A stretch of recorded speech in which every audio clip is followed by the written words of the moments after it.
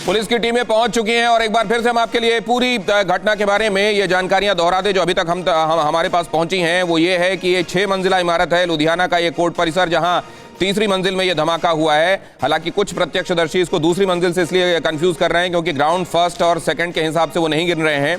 और अगर इस हिसाब से आप देखें, या अभी 1 घंटे पहले हुआ ब्लास्ट है और इस कदर तेज ये ब्लास्ट था कि नीचे जो गाड़ियां पार्क थी वो कई गाड़ियां डैमेज हुई हैं। और ये तस्वीरें हमारे सामने आ गई हैं, एक्सक्लूसिव तस्वीरें जो TV9 भारतवर्ष पर आप देख रहे हैं। और यहां से आपको अंदाजा लगाने में मदद मिलेगी ये किस जगह पर किस किस्म का धमाका किया गया है।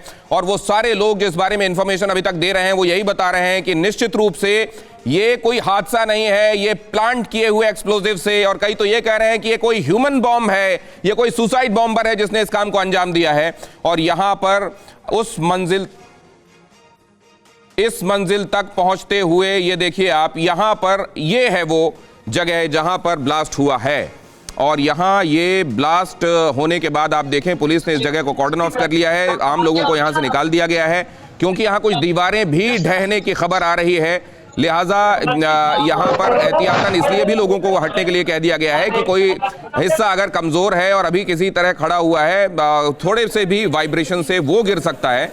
लिहाजा लोगों को यहां से निकल जाने के लिए कहा गया है। पुलिस अब ये देख रही है कि कहीं और कोई एक्सप्लोजिव तो नहीं है यहां पर, और ये किसने किया हो सकता है, क्या वहां कुछ ऐसा छूटा हुआ है जिससे इस बात की तस्दीक हो सकती है, पता चल सकता है कि ये किसने किया, किसका हाथ था, किस नेचर का ये एक्सप्लोजिव था। और इससे जुड़े हुए कड़ियों को जोड़ने की कोशिश में पुलिस यहां पर है। क्या कहा जा रहा है सुनिए।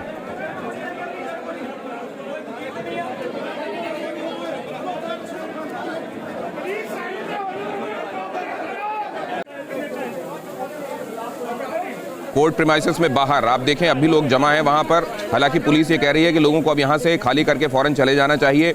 ये भी खबर है कि आज वहां वकीलों की हड़ताल थी, वरना और ज़्यादा भीड़ होती। और ये जो आप अभी फिगर सुन रहे हैं कि 2 कैजुअलिटीज़ हुई हैं, 4 लोग जख्मी हैं, ये कहीं और ज़्यादा होने का अंदेशा था। और यहाँ पर अब देखें उस मंजिल की ये तस्वीरें हैं जहां ये धमाका पेश आया है। वहां फोरेंसिक टीम के लोग पहुंच गए हैं, पुलिस के लोग पहुंच गए हैं और जांच करना शुरू हो चुका है। ये देखिए ये पुलिस फोटोग्राफर है जो उस जगह की तस्वीरें ले रहा है और यहां फोरेंसिक दल के सदस्यों ने भी अपना काम करना शुरू कर दिया है।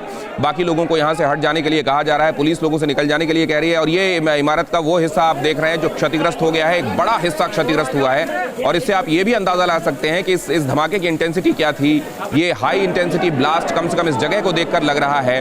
और अगर ये ब्लास्ट इस इंटेंसिटी का है तो बस यही एक संभावना हो सकती है कि लोग आसपास कम रहे हों, वरना ये जो अभी तक हम लोग 4 लोगों के जख्मी होने के बारे में सुन रहे हैं, 2 लोग मारे गए हैं, ये अंदेशा है कि ये आंकड़ा और बढ़ सकता है। फिलहाल आप ये तस्वीरें देख रहे हैं, हम दोनों तस्वीरें आपको दिखाने की कोशिश कर रहे हैं। वो जगह जहां ये ब्लास्ट हुआ है इमारत में, प्रिसाइसली वो जगह है तीसरी मंजिल में 9 नंबर कोर्ट रूम के पास, वॉशरूम के पास का वो इलाका जहां ये धमाका हुआ है। और दूसरी तरफ हम आपको दिखा रहे हैं प्रीमाइसेस की फोटो, प्रीमाइसेस की तस्वीरें हम आपको इसलिए दिखा रहे हैं कि तीसरी मंजिल में हुए धमाके में इस कदर शिद्दत थी कि उसने नीचे खड़ी गाड़ियों को भी डैमेज कर दिया, उसके शीशे भी टूट गए। मोहित मल्होत्रा और ज्यादा जानकारी आप तक पहुंचा रहे हैं। मोहित, कंटिन्यू कीजिए।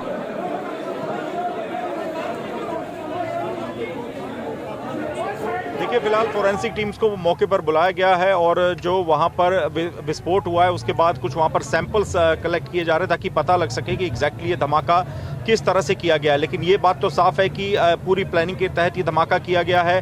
और एक बात मैं आपको याद दिलाना चाहूँगा कि लगातार पाकिस्तान की ओर से जो ड्रोन पंजाब की सीमा में भेजे जा रहे हैं बॉर्डर के सटे इलाकों में, उसमें जो टिफिन बॉम्ब आए थे और हथगोले आए थे उसकी एक खेप अब तक नहीं मिली थी।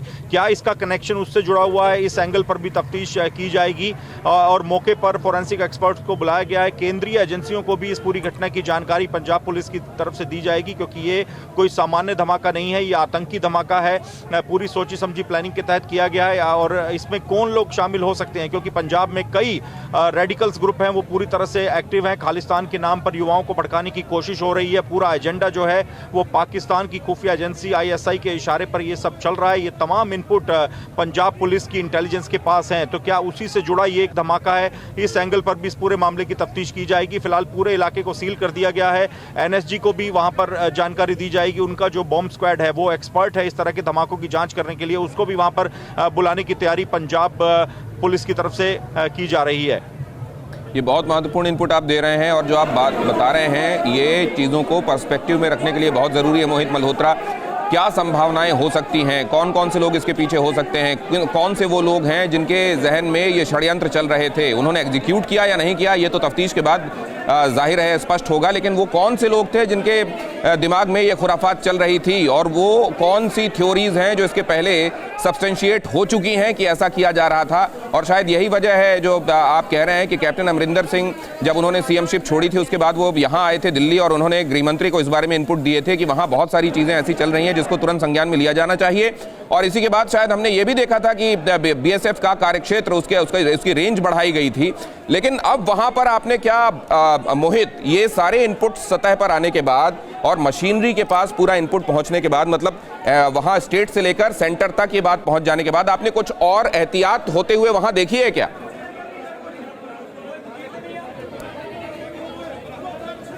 देखिए, आपको मैं याद दिलाना चाहूँगा 48 घंटे हुए हैं कैप्टन अमरिंदर सिंह जो कि फॉर्मर सीएम है पंजाब के, उन्होंने एक ट्वीट किया था और सीएम चरणजीत सिंह चन्नी को आगाह किया था पंजाब के हालात को लेकर। उन्होंने कहा था कि आप इस बात पर ध्यान दीजिए कि जो पाकिस्तान की ओर से टिफिन बॉम्ब और अन्य हथियार, हथगोले, हैंड ग्रेनेड जो भेजे गए हैं वो अब तक उसकी एक खेप रिकवर नहीं हुई है। पंजाब के हालात पर नज़र रखनी होगी, बड़ा अलर्ट रहने की जरूरत है।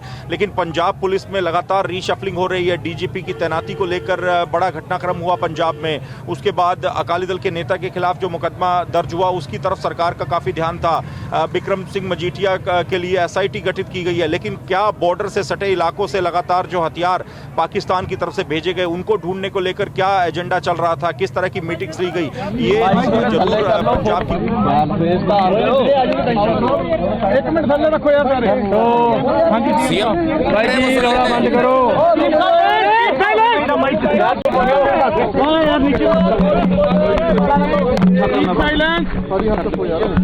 तू कर पिछ बात किया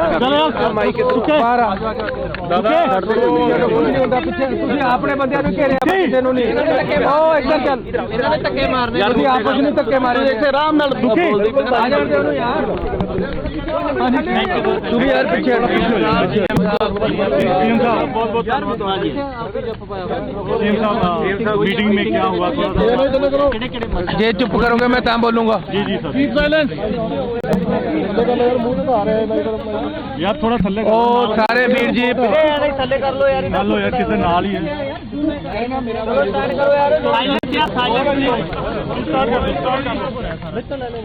पहला मैं बहगरू बहगरी कर ला जाए चुप कर जान। तो सारे का थोड़ा धन्यवाद।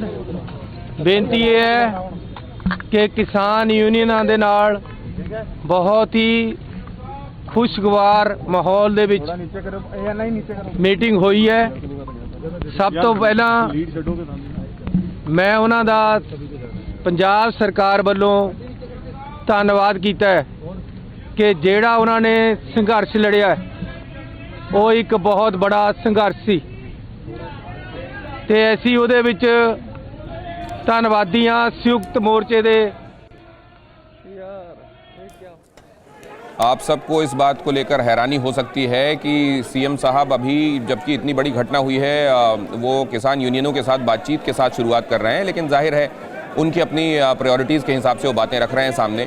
और हम उम्मीद करते हैं कि बहुत जल्द वो लुधियाना ब्लास्ट पर भी कुछ बोलेंगे। जैसे ही वो कुछ कहते हैं कि उनके पास क्या इनपुट पहुंचे हैं और वो क्या कर रहे हैं, वैसे हम आपको उस तरफ फिर से एक बार ले चलेंगे। लेकिन किस तरह की अफरा तफरी है यहाँ पर, यहाँ जख्मियों की तस्वीर, वहाँ उनको जल्दी से जल्दी जो वहाँ फर्स्ट एड दी जा सकती है, किसी को सीपीआर दिया जा सकता है, किस तरीके से उनको वहाँ जल्दी से जल्दी उनके रिवाइवल के लिए कुछ किया जा सकता है और फिर उनको हॉस्पिटल भेजा जा सकता है, ये इस बात की कोशिश आप देखें। घायलों की मदद में वहाँ के लोग लगे हुए हैं और इस बात की तारीफ़ करना चाहिए।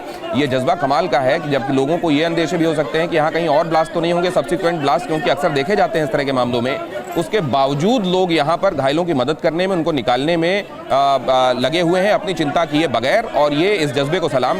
दूसरी तरफ आप देख रहे हैं पुलिस वाले वहाँ खड़े होकर फोरेंसिक पॉइंट ऑफ व्यू से हर एक महत्वपूर्ण सुराग जुटाने की कोशिश में लगे हुए हैं। और यहाँ दूसरी तरफ आप देख रहे हैं घायलों को प्राथमिक उपचार के बाद वहाँ से रवाना किए जाने की तैयारी में कोर्ट का जो स्टाफ है, जहाँ वहाँ जो पहुँचे हुए लोग हैं वो सारे लोग लगे हुए हैं। और इस बीच सीएम चन्नी अभी प्रेस से बात तो कर रहे हैं, लेकिन उन्होंने इस बारे में कुछ अभी कहना शुरू नहीं किया है। इसके पहले हमने भारत भूषण जी से बात की, उनकी अपनी कॉन्स्टिट्यूएंसी है और वो अभी सरकार में मंत्री हैं। उन्होंने ये कहा कि बहुत सारे पैनिक कॉल्स आ रहे हैं और पैनिक कॉल में किसी ने ये तक कहा कि ह्यूमन बॉम्ब या सुसाइड बॉम्बर हो सकता है, दो अभी ये कंफर्म होना बाकी है। ऑफिशियली मेरे तक ये खबर पहुंचने दीजिए, फिर मैं आपको बताऊंगा। लेकिन उन्होंने इस बात से इनकार नहीं किया कि ये निश्चित रूप से आतंकवादियों का किया हुआ काम हो सकता है और इसकी अभी तफ्तीश जारी है। उन्होंने ये बताया कि वहाँ पर तीसरी मंजिल में ये धमाका हुआ है और वॉशरूम में ये धमाका हुआ है। तो जो कुल मिलाकर तस्वीर बन रही है वो ये बन रही है कि 11 बजे के आसपास ये धमाका हुआ है और ये धमाका हुआ है 3rd फ्लोर में कोर्ट प्रीमाइसेस। कुल मिलाकर ये 6th फ्लोर का प्रीमाइसेस है। 3rd फ्लोर में धमाका हुआ है। कोर्ट नंबर 9 के पास जो वॉशरूम है वहाँ ये धमाका हुआ है। धमाके की इंटेंसिटी ऐसी थी कि वहाँ दीवारें क्षतिग्रस्त हो गई, कई दीवारें लोगों के ऊपर गिर गई और इसमें भी ये कैजुअलिटी हुई है, इसमें लोगों को चोटें आई हैं और इस कदर इंटेंसिटी का धमाका कि नीचे खड़ी गाड़ियों के शीशे तक टूट गए।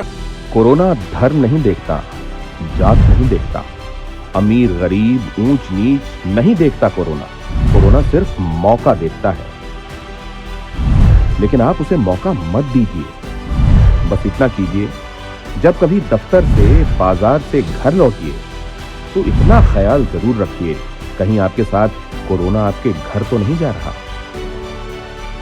भूलिए मत, कोरोना अभी जिंदा है।